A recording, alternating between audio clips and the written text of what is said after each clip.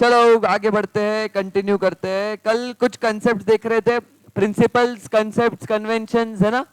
कल ये सब देख रहे थे। अभी उसमें आगे बढ़ते हैं, आगे का पार्ट देखते हैं। और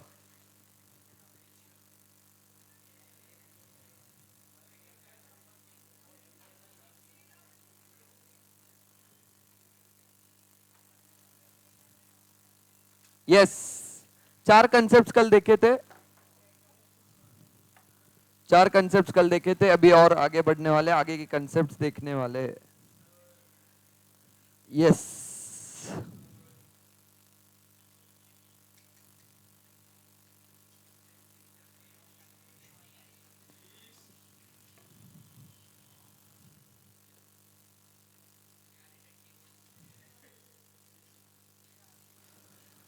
ओके, क्या तुम तैयार हो? हाँ, हो तैयार? गुड।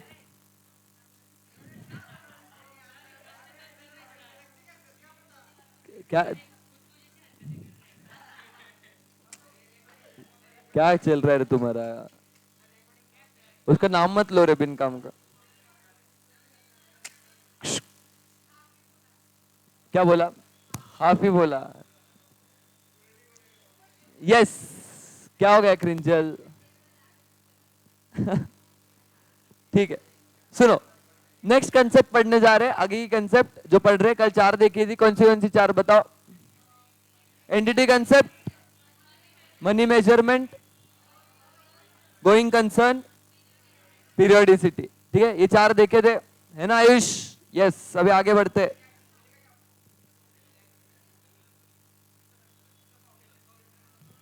नहीं रे, फाउंडेशन का से एक्सेस पूछ रहे हो वीडियो। यस, सुनो तो फिफ्थ वाला है कंजर्वेटिज्म।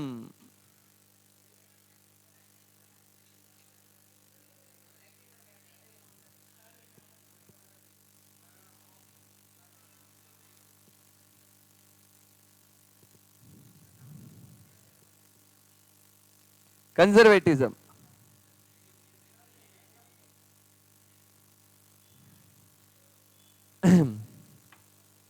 यस, बड़ी मजेदार कंसेप्ट है ये कंजर्वेटिज्म।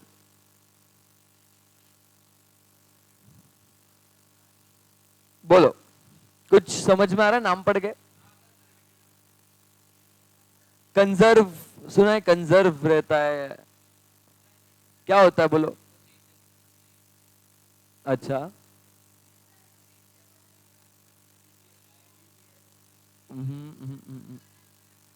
हाँ, okay.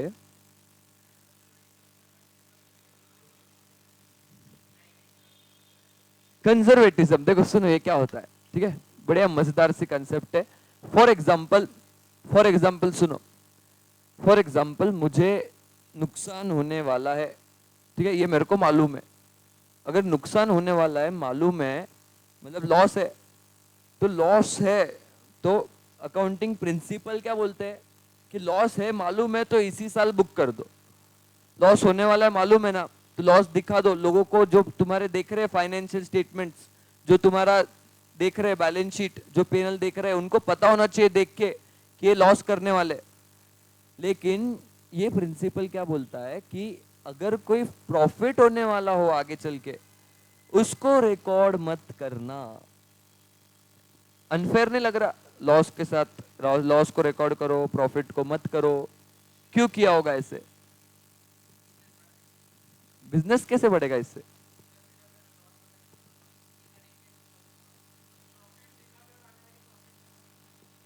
Good, good, good, good.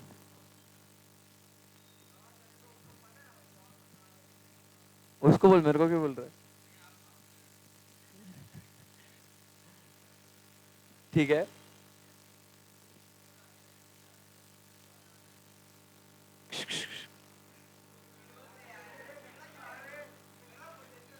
सुनो, देखो सिंपल है ये चीज डालने के लिए। फॉर एग्जांपल, सुनना सुनना सुनना, प्रॉफिट होने वाला प्रॉफिट अगर रिकॉर्ड करने लग जाए तो हर आदमी प्रॉफिट होगा, ये इसको लेके बहुत ऑप्टिमिस्टिक होता है। ऑप्टिमिस्टिक मतलब सकारात्मक सोचता है ना, सकारात्मक सोचते रहता है। जैसे फॉर एग्जांपल अपन इंडिया के मैच देखते हैं, अपन को कभी भी लगता है इंडिया जीतेगी, है ना, इंडिया हारेगी ये सोचते ही नहीं अपन, इंडिया जीतेगी। लास्ट में भी लास्ट लास्ट में हारने पे रहे फिर भी अपन सोचते कुछ तो मिरेकल हो जाएगा, इंडिया जीत जाएगी, है ना। तो जब भी आदमी बिजनेस करता है तो वो हमेशा प्रॉफिट के बारे में ही सोचता है, आज नहीं तो कल आगे ये प्रॉफिट होगा, आगे वो प्रॉफिट होगा, आज नहीं भी हो रहा है तो भी। तो इसकी वजह से क्या होने लग जाएगा, अगर एक बिजनेसमैन को जो प्रॉफिट होने वाला है वो भी रिकॉर्ड करने को दे दिया, तो फिर उससे क्या होने लग जाएगा, जो प्रॉफिट ऐसा है कि जो होने की प्रोबेबिलिटी बहुत कम है, ये प्रॉफिट होगा ही नहीं, वो भी रिकॉर्ड होने लग जाएगा। तो मुझे बताओ ये सब फाइनेंशियल स्टेटमेंट्स फेयर दिखेंगे क्या? नहीं। कोई भी देखे, मतलब कोई भी सोचना, फॉर एग्जांपल किसी को भी इन्वेस्टमेंट चाहिए, तो इन्वेस्टमेंट चाहिए तो कौन से बेसिस पे इन्वेस्टमेंट मिलती है मालूम है तुम लोगों को? तुमने शार्क टैंक देखा है? नहीं देखा? ठीक है, जिसने देखा होगा, शार्क टैंक में लोग आते हैं पैसे मांगने को, ठीक है, सामने बैठे होते वो शार्क्स, वो पैसे इन्वेस्ट करते हैं। तो पैसे ऐसे ही नहीं इन्वेस्ट करते, सारा मालूमात पूछते हैं ना, कितना प्रॉफिट है, कितना सेल्स है ना, जिसने देखा होगा तुम्हें याद है, ये सब पूछते हैं। और ये तो सब टीवी पे दिखाते फेस पे, लेकिन बाद में वो बिजनेस का पूरा फाइनेंशियल स्टेटमेंट देखते हैं। फाइनेंशियल स्टेटमेंट मतलब ही balance sheet, profit and loss, ये सब देखते हैं। तो सोचो अगर ये फेयर नहीं बनाए गए तो कोई भी इन्वेस्टमेंट दे देगा वो देख के, उसको फेयर बनाना बहुत जरूरी है। इसीलिए प्रॉफिट जो एंटिसिपेटेड है उसको रिकॉर्ड मत करना। क्यों? क्योंकि तुम फिर कोई भी प्रॉफिट रिकॉर्ड करने लग जाओगे, लेकिन अगर कोई लॉस होने वाला है और तुम्हें मालूम है ये लॉस होगा, कंफर्म पता है, तो लॉस को रिकॉर्ड कर दो। क्योंकि लॉस आज नहीं तो कल होने ही वाला है, ये तुमको मालूम है, तो लोगों को आज ही बता दो, उस लॉस का प्रोविजन आज ही बना दो, ठीक है, लॉस को आज ही रिकॉर्ड कर देना, क्योंकि आगे जाके भरना पड़ेगा, तो उससे अच्छा अभी उस लॉस को रिकॉर्ड कर दो, उसका प्रोविजन बना दो। ये कंसेप्ट बोलती है कंजर्वेटिज्म। कंजर्वेटिज्म कंसेप्ट ये बोलती है, इसका और एक नाम है वैसे, इसको प्रूडेंस भी बोलते हैं, प्रूडेंस, ठीक है, प्रूडेंस भी बोलते हैं। इसमें लिख लो, इसमें लिख लो, conservatism states that, conservatism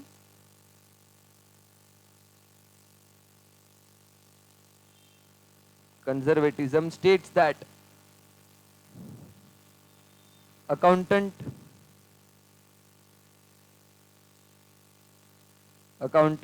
should not anticipate future income, मतलब भी फ्यूचर इनकम प्रेडिक्ट नहीं करना है।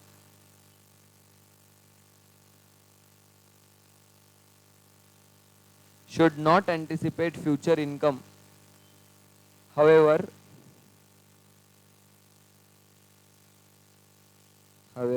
they should provide,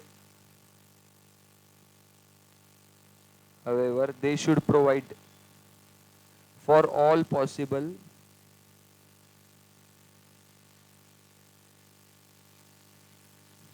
should not anticipate, yes, however they should provide for all possible losses.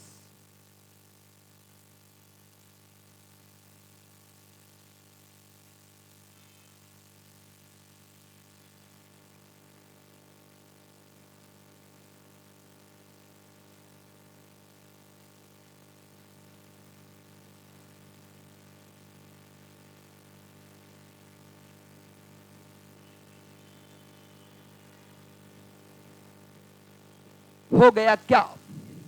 Done? Yes. Next concept है, sixth concept जो important है वो है मटेरियलिटी। मटेरियलिटी बोलो, काय समजतं तुम्हाला मटेरियलिटी?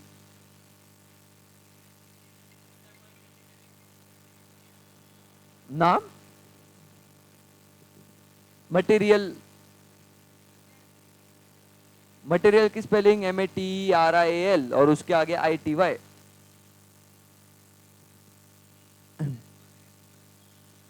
फोन मत निकाल। यस, बोलो बोलो बोलो। मटेरियल कुछ समझते हो इससे, इस वर्ड से? चीज, हाँ। तो मटेरियलिटी क्या है?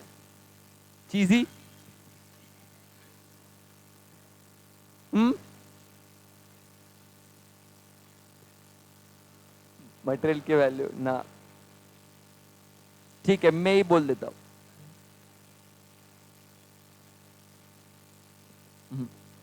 सुनो, मटेरियलिटी कंसेप्ट मतलब क्या है? देखो मटेरियलिटी ये वर्ड का इंपॉर्टेंट है, ये वर्ड का मीनिंग है इंपॉर्टेंट। मतलब क्या? जो चीज इंपॉर्टेंट है। जैसे फॉर एग्जाम्पल तुम्हें एक एग्जाम्पल देता हूं मैं। क्लास के लिए हमने कैल्सी खरीदा, ठीक है? क्लास के लिए क्या खरीदा है? कैल्सी। कितने का आता है कैल्सी? 400-500, ठीक है? 400-500 का कैल्सी खरीदा है।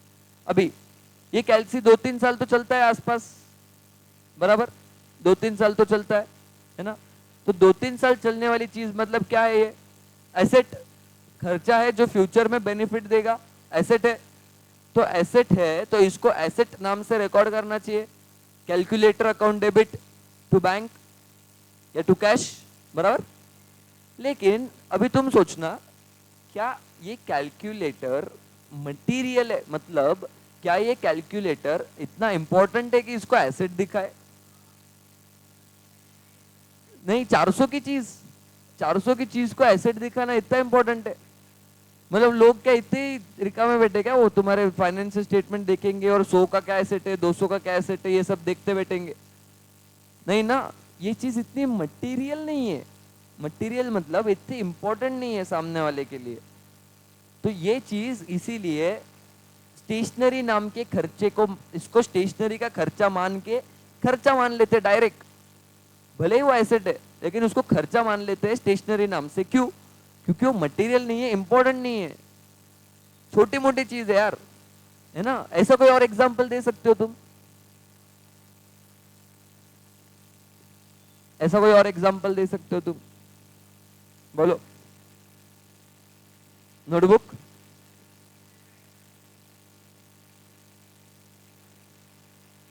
क्या क्या?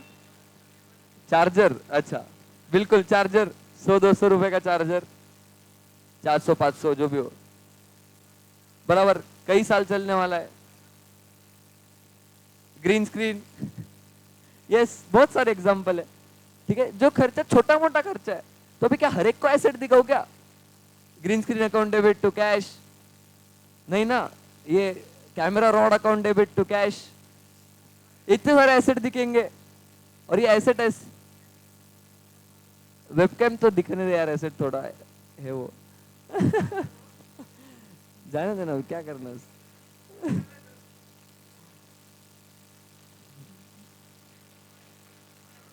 ठीक है ना?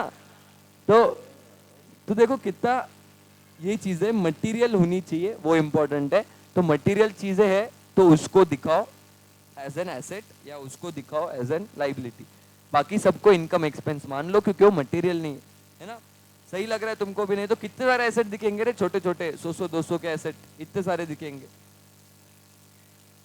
खर्चा, डायरेक्ट एक्सपेंस दिखा दे उसको। जैसे मैंने कैल्सी को स्टेशनरी बोल दिया, बाकी जो भी खर्चा होगा उसको हेड में डाल दे उसको, simple.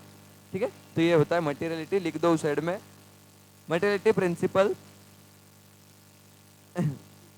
Materiality principal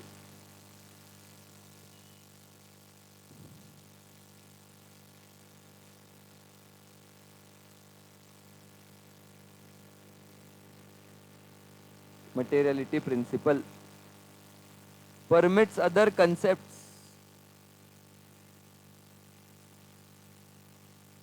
other other concepts other concepts to be ignored, other concepts to be ignored if if effect if effect if effect of if effect of it is not considered material.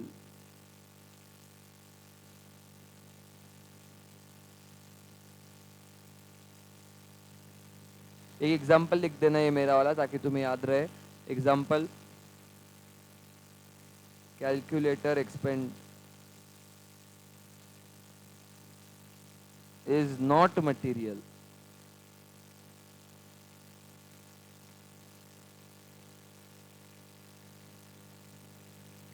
Though it is an asset, though it is an asset, it will be shown as an expense.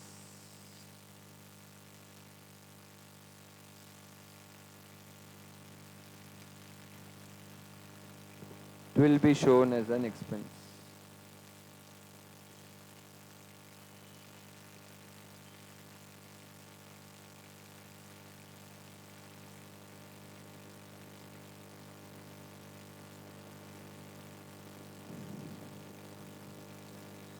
हो गया?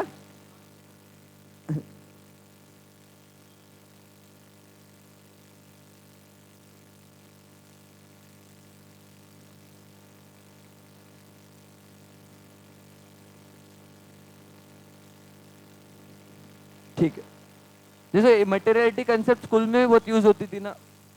तुम्हारी छोटी मोटी गलती teacher माफ कर देती थी, क्लास में बातें करते थे तो माफ कर देती थी, लेकिन कोई बड़ी गलती की तो सीधा किधर लेके जाती थी? प्रिंसिपल के पास, है ना? कितने लोग यहाँ पे जाके आए प्रिंसिपल के पास? कौन नहीं जाके आया? कौन नहीं जाके आया? लड़कियों एक भी नहीं? क्या एक भी लड़की को पनिशमेंट नहीं मिली है? प्रिंसिपल के पास गए नहीं एक भी बार? नहीं।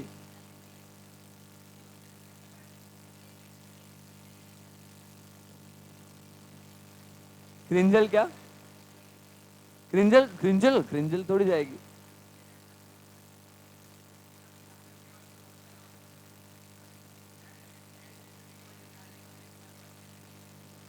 ठीक है, क्या क्या? हाँ मैंने बोला ना उस दिन। आप बहुत डेंजर थी वो। किसने डीओ मारा रे बैठे बैठे?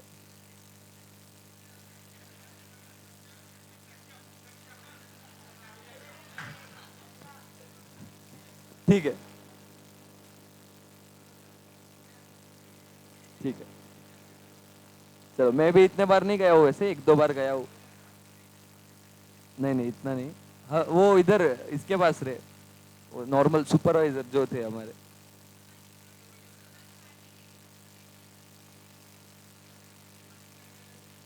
बाकी वो तुमको ऐसे होता था कि हमारा वो तो बहुत था कि जब एक टीचर से रिप्लेस होती वो टाइम पीरियड में मॉनिटर्स अपॉइंट होते थे। तुम्हारे इसमें था क्या वैसे? तो वो बोर्ड पे नाम लिखते थे जो लोग मस्त।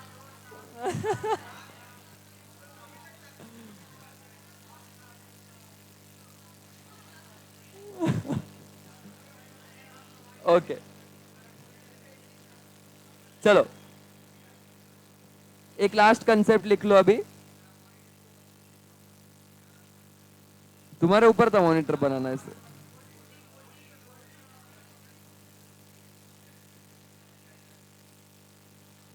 अक्रूवल भरत सर ने अपने क्लास में ही बनाया था ना कोई?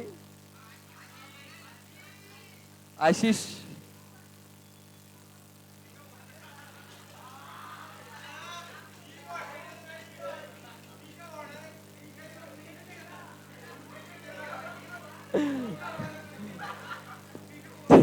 ठीक है, बस बस बस। ओके चलो बस। Yes, last concept accrual. इसके बारे में सुना होगा तुमने, प्रवेश। बस कृष्णा, बस। इसके बारे में सुना होगा तुमने, मेरे से ही सुना होगा। सुना है क्या? 11th में सुना होगा। सुना है क्या? सुना है क्या? सुना है पर याद है क्या? हाँ गुड। बाकी लोगों ने सुना है क्या 11th में? सुना है? नहीं सुना? ओके, अक्रूवल, देखो अक्रूवल कंसेप्ट समझना। अक्रूवल कंसेप्ट एक बहुत ही बढ़िया से एग्जांपल से समझते हैं, ठीक है।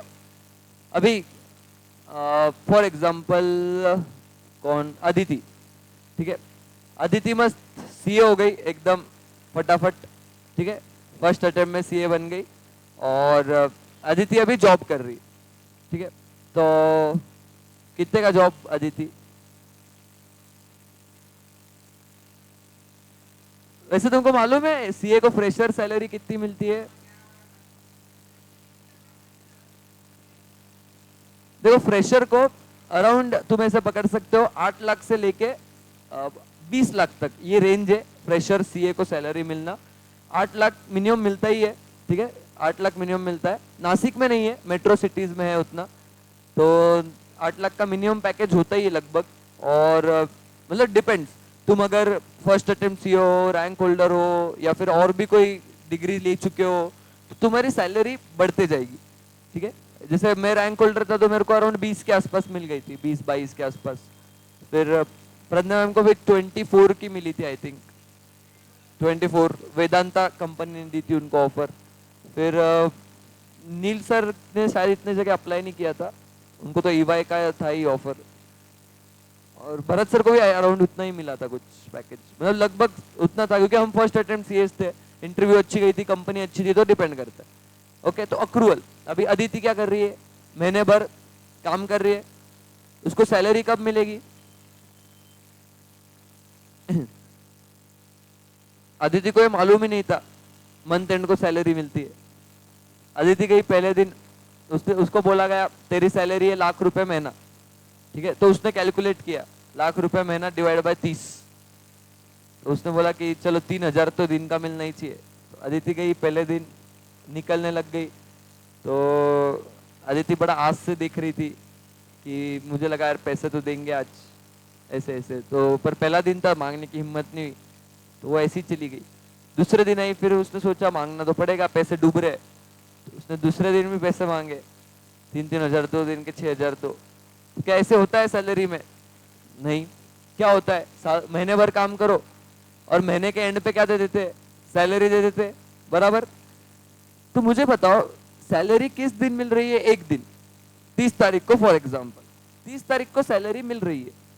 लेकिन क्या ये सैलरी सिर्फ उस एक दिन के काम के लिए है? नहीं। काम कितना किया है उसने? महीने भर, पूरा महीने भर काम किया तब जाके सैलरी मिली। तो सैलरी मिल रही है 30 तारीख को, लेकिन सैलरी अक्रू हो रही है रोज। अक्रू का क्या मतलब है? उसके खाते में ड्यू हो रही है।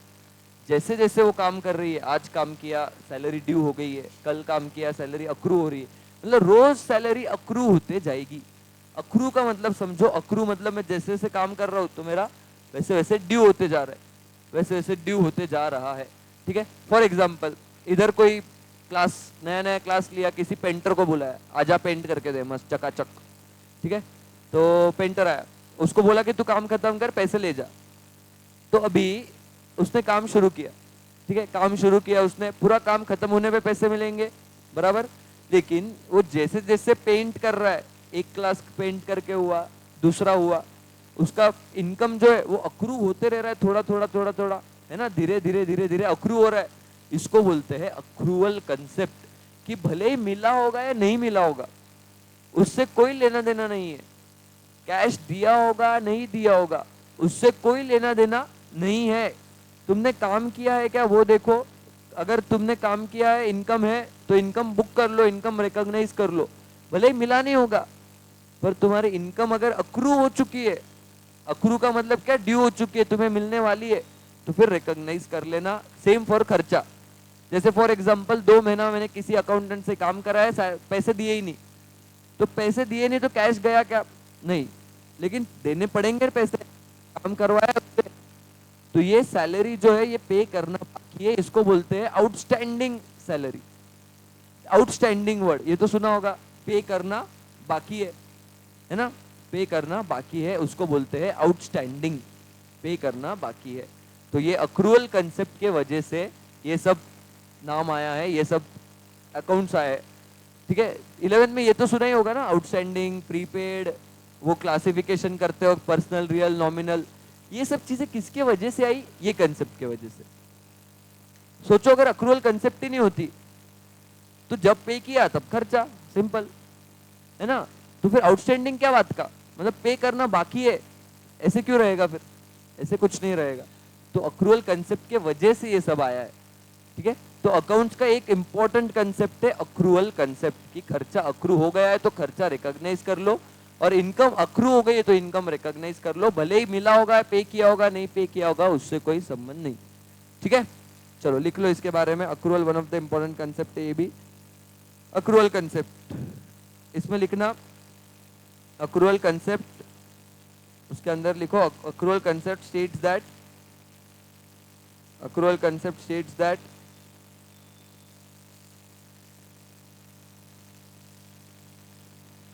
effect of transaction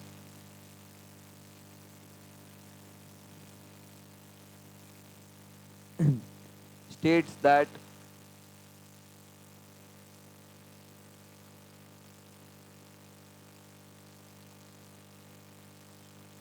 effect of transaction are recognized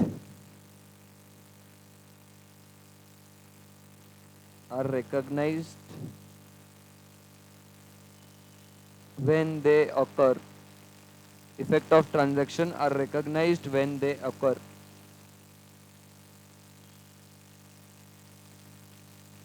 When they occur, whether or not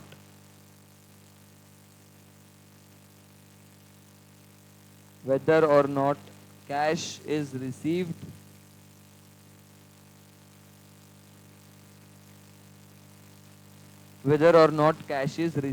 or paid. Cash मिला होगा, नहीं मिला होगा, या पे किया होगा, नहीं पे किया होगा, उससे कोई संबंध नहीं, ये बोलता है अक्रूवल कंसेप्ट। डन। चलो एक लास्ट लिख लो, सिर्फ एक लास्ट कंसेप्ट लिख लो, और एक आखिरी, मैचिंग कॉन्सेप्ट।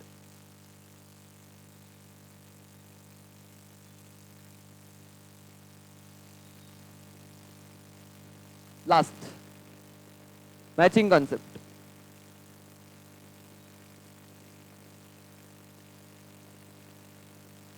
बोलो।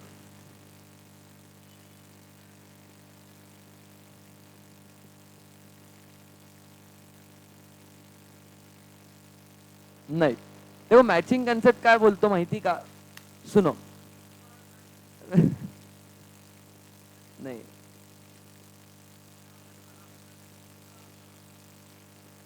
इंग्लिश में क्लास लेते हैं अपन, ठीक है।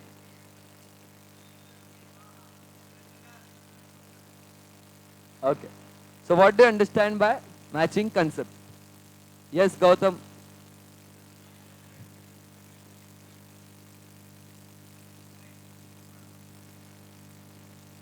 सुनने को भारी लग रहा है, या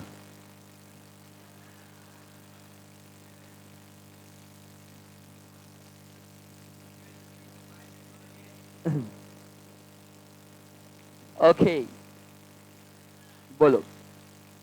मैं पूछ रहा हूं ना तुमको, क्वेश्चन पूछा है, तुम तो दो answer. I expect an answer. Okay, debit and credit side of ledger. Okay, yes, anything else? ये अच्छा है, डाउट आने भी कम हो जाएंगे।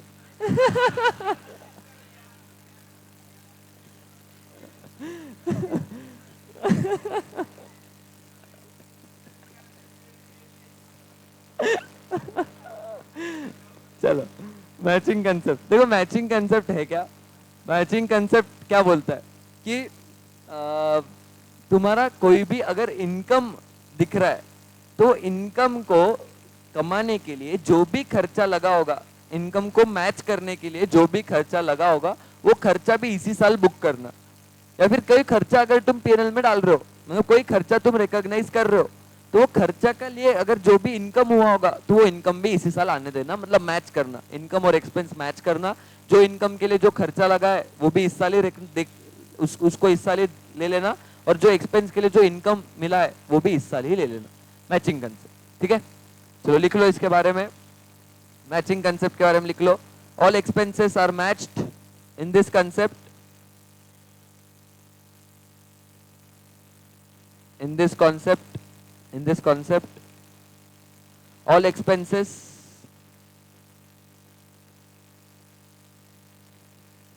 all expenses are matched, all expenses are matched with, all expenses are matched with the income of that period,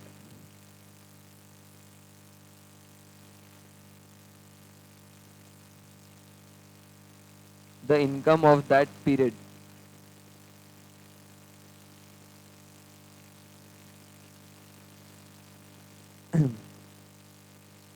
if particular if particular revenue is recognized, if particular revenue is recognized, expense incurred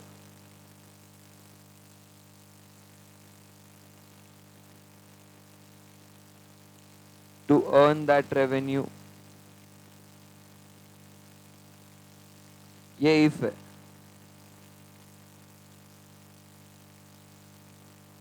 should also be recognized.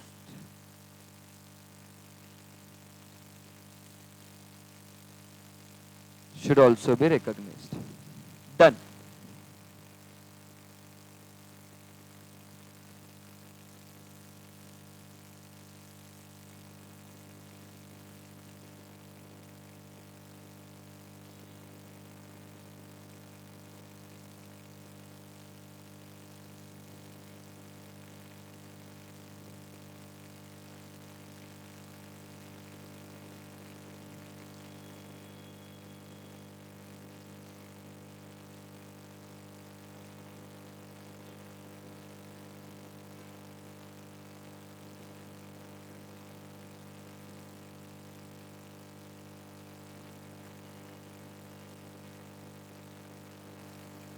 Fundamental accounting assumption बता देता हूं अभी तुमको।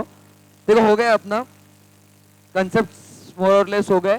Fundamental accounting assumption है तीन, ये तीन है क्या मैं बताता हूं, बस लिख लो इसको पहले। फंडामेंटल अकाउंटिंग अजम्पशंस, नहीं नहीं कुछ लिखना नहीं, बस ये तीन ही लिखना है अंदर। गोइंग कंसर्न, कंसिस्टेंसी और अक्रूवल, बस इतना सही है।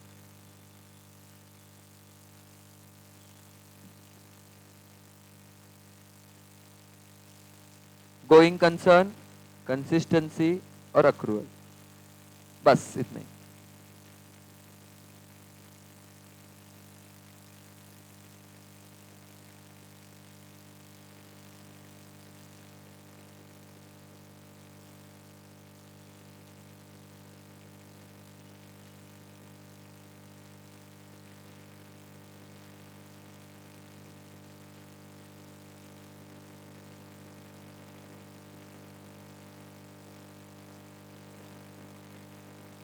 कंसिस्टेंसी,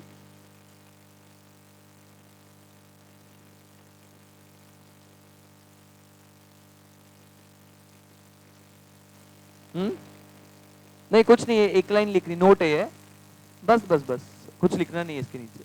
ये ऑलरेडी लिखा हुआ है अपन ने, गोइंग कंसर्न लिखा हुआ है, अक्रूवल लिखा हुआ है।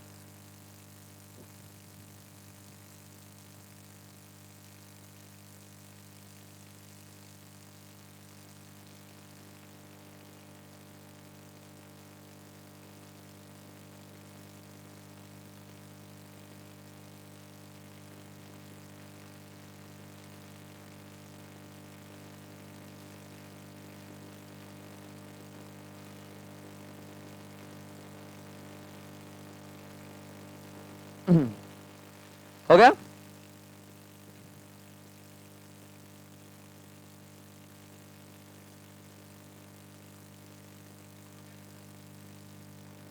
कौन बोला? मैं कुछ बोला ही नहीं।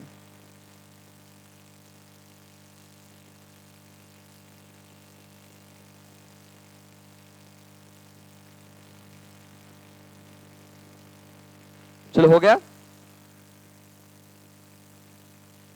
यस, देखो ये जो तीनों है ना, ये तीनों, इन तीनों को फंडामेंटल अकाउंटिंग अजम्पशंस बोलते हैं। फंडामेंटल अकाउंटिंग अजम्पशंस मतलब क्या, कि ये जो तीन चीजें हैं ये अज्यूम की जाती है कि सबने फॉलो किए, ये अज्यूम किया जाता है। मतलब अभी तुम इधर बैठे हो, अभी तो इधर बैठे हो, तो ये अज्यूम्ड है तुम 10वीं क्लियर हो चुके हो, है ना। 11th में बैठे हो, मतलब इसका क्या अजम्पशन क्या है इसका, 10वीं सबने क्लियर कर लिए।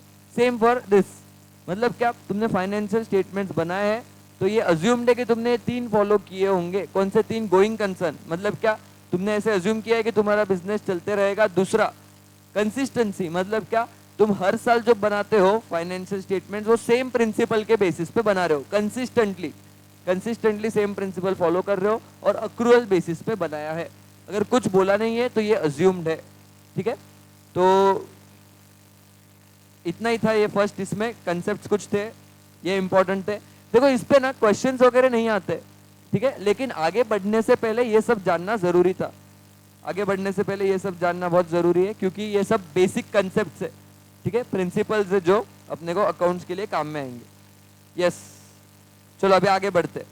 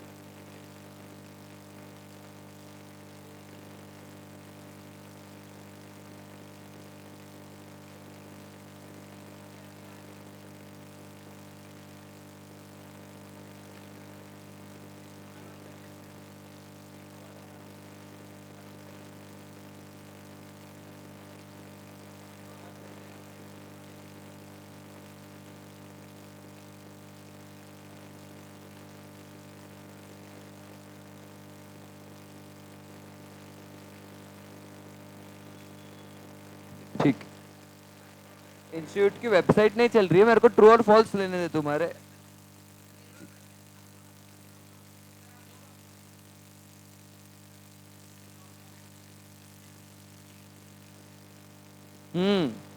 लोड बहुत होगा, पता नहीं।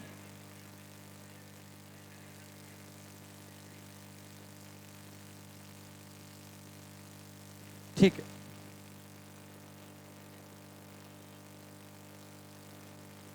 ओके सुनो, तो मुझे कुछ ट्रू और फॉल्स लेने थे, तो ये मैं कल लूंगा, ओके। और सुनो ना, सुनो ना, यस, तो ये अपना पहला लगभग यूनिट खत्म होता है, फिर इसके बाद आगे बढ़ने वाले, अभी एक एक चीज देखने वाले हैं। पहले बेसिक से चलेगा, एक दो दिन और बेसिक से, फिर अपन जर्नल, लेजर, क्वेश्चंस प्रैक्टिस शुरू कर देंगे। क्वेश्चंस के नोट्स मैं तुमको दूंगा, क्योंकि अभी तुम्हारे पास मॉड्यूल नहीं है, तो मैं तुम्हें क्वेश्चंस दूंगा। क्वेश्चन करने से पहले मैं तुम्हें बता देता हूँ, इंस्टीट्यूट के 3 टाइप के मटेरियल्स होते हैं। किसी के बड़े भाई बहन होंगे, तुमने शायद सुना भी होगा उनसे।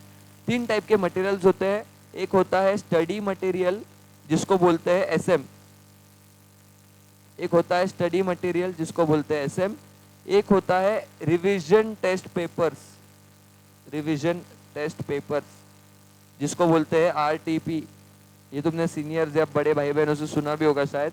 और एक होता है मॉक टेस्ट पेपर्स, एमटीपी।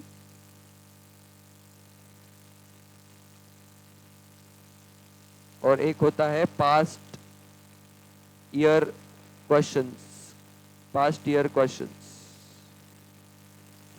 ठीक है। इंस्टीट्यूट के मटेरियल में ये चीजें होती है। देखो इंस्टीट्यूट इंस्टीट्यूट जो तुम्हें बुक्स देती है ना, जो मॉड्यूल्स देती है, उसको स्टडी मटेरियल बोलते हैं। ये स्टडी मटेरियल है, टेक्स्ट है इंस्टीट्यूट का। फिर इंस्टीट्यूट हर 6 महीनों में, हर अटेम्प्ट से पहले एक रिवीजन टेस्ट पेपर इशू करती है, जिसको बोलते हैं आरटीपीज। उसमें हर एक के चैप्टर वाइज क्वेश्चंस होते हैं प्रैक्टिस के लिए। तो ये भी बहुत इंपॉर्टेंट क्वेश्चंस होते हैं आरटीपीज। ये भी मैं तुम्हारे नोट्स में ही डाल दूंगा ताकि तुम्हें प्रैक्टिस हो जाए। फिर एक होता है मॉक टेस्ट पेपर्स, मतलब हर एक 6 महीनों में मॉक। सुना तुमने मॉक क्या होता है? Mock trial. ये क्या होता है मॉक? मॉक मतलब प्रैक्टिस। मॉक मतलब प्रैक्टिस होता है। मतलब तुम्हें ये मालूम होगा, कोई लॉयर या तुम्हारे पहचान के होंगे ना, उनको पूछ के देखना, जब भी वो केस लड़ने जाते हैं ना, उसके पहले वो मॉक ट्रायल करते हैं, मॉक प्रैक्टिस करते हैं। मतलब अगर सामने, अगर किसी को वो कटघरे में बुलाने वाले होते, फॉर एग्जाम्पल आर्यन को बुलाने वाले आज कटघरे में, तो एक्चुअल में कोर्ट में करने से पहले उसके साथ वो मॉक ट्रायल करते कि अगर मैं उसके साथ वाला वकील हूँ तो उसको बुलाऊंगा, फिर दूसरे वकील उसको क्वेश्चन करेंगे। ये मॉक प्रैक्टिस होती है, ये मॉक प्रैक्टिस होती है, इसको बोलते हैं मॉक ट्रायल। तो वैसे ही इंस्टीट्यूट मेन एग्जाम से पहले एक बार मॉक टेस्ट पेपर्स लेती है, मतलब प्रॉपर एग्जाम जैसी ही प्रैक्टिस होती है उसमें। ये इंस्टीट्यूट में जाके देना होता है पेपर, ये तुम्हारा भी होगा, ठीक है। और तुम तो इनफैक्ट थोड़ा जल्दी भी दे सकते हो, तुम्हारा जून में पेपर है ना, लेकिन अगले दिसंबर का मॉक टेस्ट पेपर्स भी तुम दे सकते हो, तब तक तैयारी हो जाए तो, ठीक है। तो वो मॉक टेस्ट पेपर्स भी दे सकते हो, जैसे मैंने भी दिया था। हमारे टाइम सीपीटी थी ना, तो हमारा जून 18 में था सीपीटी, लेकिन मुझे याद है मैंने 17 वाला दिसंबर का मॉक टेस्ट भी दिया था। उसमें कुछ 160 मार्क्स थे मेरे को, तो वो भी दिया था 200 में से, ठीक है। तो तुम भी वैसे दे सकते हो मॉक टेस्ट, ये इंस्टीट्यूट इशू करती है। और चौथा है पास्ट ईयर क्वेश्चन, मतलब अब तक जो जो पेपर्स आ चुके हैं उसमें जो जो क्वेश्चंस कवर्ड थे वो सारे। तो मैं तुम्हारे इसमें ये सब कवर करने का ट्राई करूंगा नोट्स में, तुम्हारे नोट्स में सब कवर्ड रहेगा, सब क्वेश्चंस कवर्ड रहेंगे, ठीक है।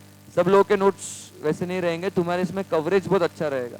तो वो क्वेश्चंस का नोट्स मैं तुम्हें दूंगा, ठीक है। अभी जो अपने 2-3 दिनों में शुरू हो जाएंगे मेन चैप्टर्स, तब और भी मजा आएगा तुमको, ठीक है। तब से बहुत इंटरेस्टिंग शुरू हो जाएगा, तब सॉल्विंग, कैलकुलेशन, ये सब आएगा, ठीक है, मजा आएगा। चलो बाय बाय, आज के लिए रुकते इधर ही।